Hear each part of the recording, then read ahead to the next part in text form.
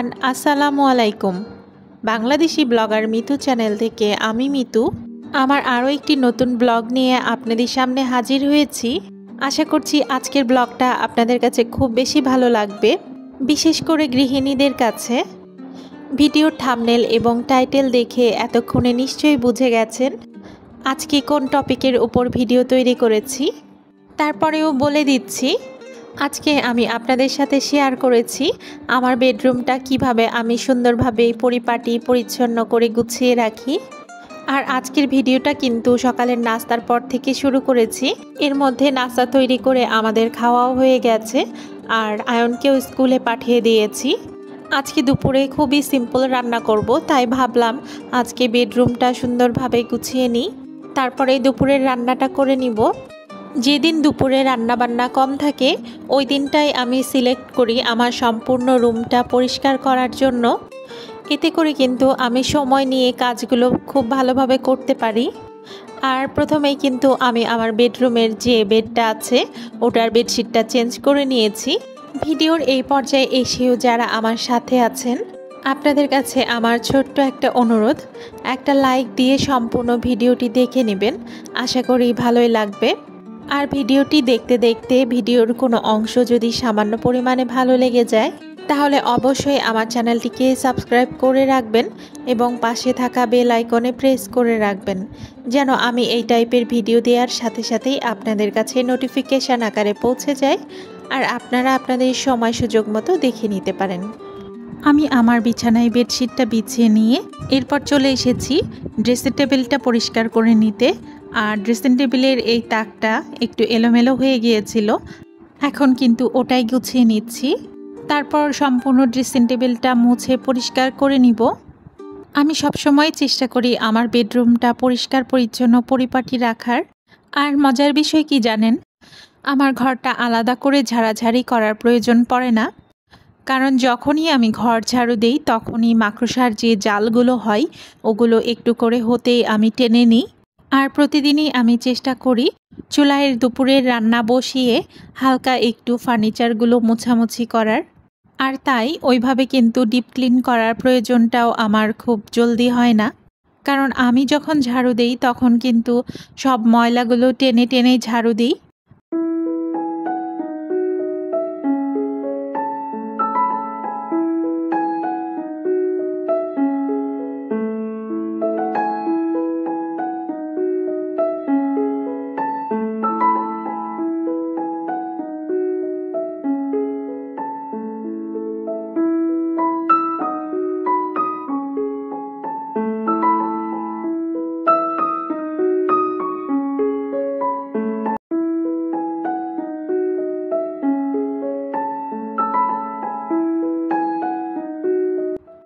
আর এই তো ড্রেসিং টেবিলটা পরিষ্কার করা শেষে আমি আমার টিভি ক্যাবিনেটের ওপরটা পরিষ্কার করে নিচ্ছি।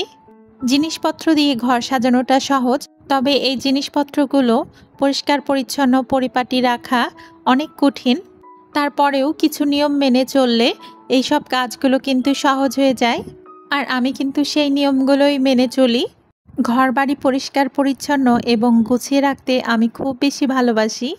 আর আমি কিন্তু আমার কথার মাঝে মাঝেই আপনাদেরকে বলে দিয়েছি কিভাবে খুব সহজেই ঘরবাড়ি পরিষ্কার পরিচ্ছন্ন রাখা যায়। বাদবাকি ঘরের যে জিনিসপত্রগুলো মোছার ছিল ওগুলো আমি অফ ক্যামেরাতেই মুছে নিয়েছি। এত কিছু দেখাতে গেলে কিন্তু আসলে ভিডিওটা অনেক বেশি বড় হয়ে যেত। আর দেখতেই পাচ্ছেন আমার রুমটা আমি কিভাবে গুছিয়ে নিয়েছি। আমার ঘর গোছানো যদি আপনাদের কাছে ভালো লাগে তাহলে আমাকে কমেন্ট করে জানাতে পারেন, তাহলে পরবর্তীতে আমি আমার রুম ট্যুর দিব। আর এই তো বেডরুম পরিষ্কার শেষে আমি রান্না করতে চলে এসেছি। আপনাদেরকে বলেছিলাম আজকে খুবই শর্টকাট রান্না করব। আজকে আমি খিচুড়ি রান্না করব, সাথে বেগুন ভাজা করে নিব। আর ডিপ ফ্রিজে গরুর ভুঁড়ি রান্না করা আছে, ওটা দিয়েই খেয়ে নিব। যেদিন গোছাগাছি পরিষ্কার পরিচ্ছন্নতার কাজগুলো থাকে সেদিন কিন্তু আমি এভাবেই শর্টকাটে রান্না করে ফেলি, তাহলে কষ্টটাও কম হয় আর সময়টাও কম লাগে।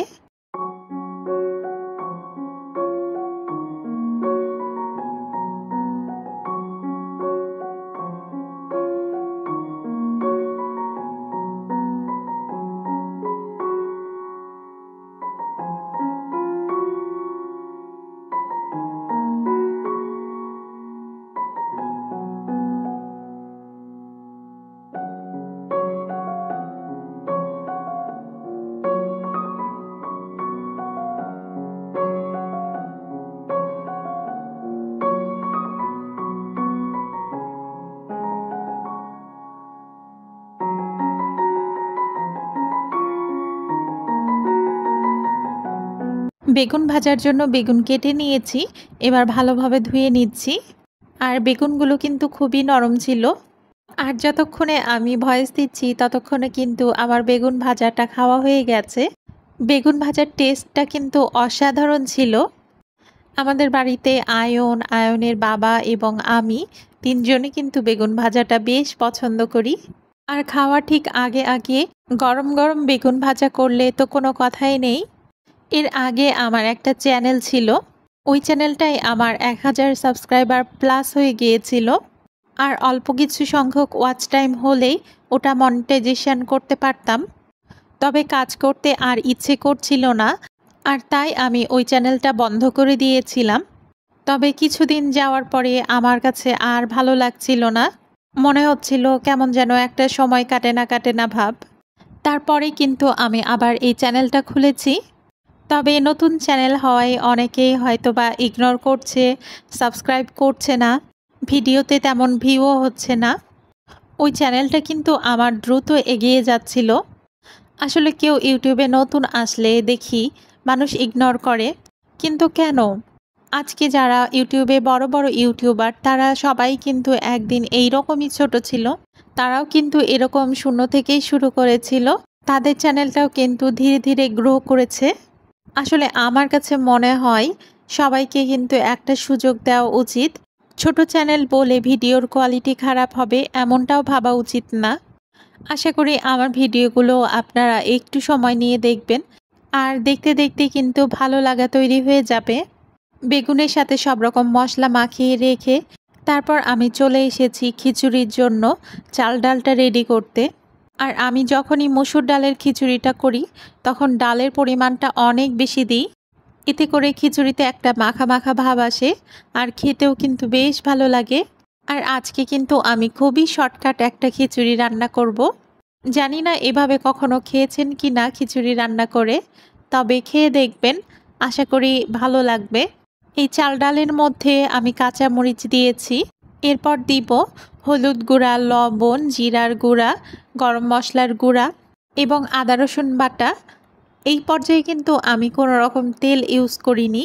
আর এগুলো দেওয়ার পরে কিন্তু আমি ভালোভাবে মাখিয়ে নিব, তারপর প্রেসার কুকারে সিদ্ধ হতে দিয়ে দিব। আর এই সময়টা পানির পরিমাণটা একটু বেশি দিব। তারপর 2-3টা হুইসেল আসা পর্যন্ত আমি অপেক্ষা করব, আর তারপরে কিন্তু চুলা বন্ধ করে দিব। তারপরে আমি একটা পাত্রে পেঁয়াজ কুচি এবং রসুন কুচি দিয়ে ভালোভাবে ভেজে নিব লাল লাল করে। তারপরে ভাজা পেঁয়াজ রসুনটা তেল সহই আমি প্রেসার কুকারে ঢেলে দিব, তারপর ভালোভাবে নেড়ে মিশিয়ে নিব। আর এই কাজটা করার সময় কিন্তু চুলা অন থাকবে। আর এই জন্যই আমি বলেছিলাম পানির পরিমাণটা একটু বেশি দিতে, যেন একটা ভেজা ভেজা ভাব থাকে। 2-4 মিনিট নাড়ানাড়ি করে মেশাতেই কিন্তু পানিটা শুকিয়ে যাবে। এই পদ্ধতিতে খিচুড়ি রান্না করে একবার খেয়ে দেখবেন। এই খিচুড়িটা এত মজার হয় বলে বোঝাতে পারবো না। আমি একটু শর্টকাটে করার জন্য পেঁয়াজ রসুনটা ভেজে তারপর প্রেসার কুকারে দিয়ে দিয়েছি। আপনারা চাইলে পেঁয়াজ রসুনটা যে কড়াইয়ে ভেজে নেবেন ওই কড়াইয়ে কিন্তু খিচুড়িটা ঢেলে দিতে পারেন, আর এটা করলে কিন্তু খিচুড়িটা খেতে আরও বেশি মজার হয়।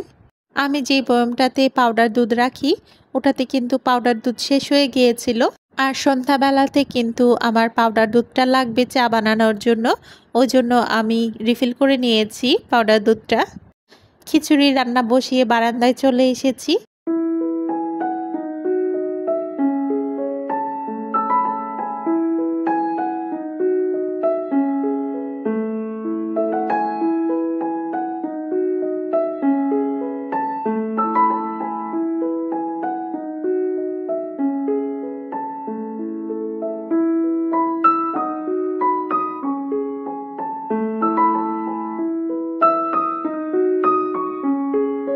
আজকের ভিডিওটা কিন্তু এখানেই শেষ করছি। সবাই ভালো থাকবেন, সুস্থ থাকবেন। আল্লাহ হাফেজ। আসসালামু আলাইকুম।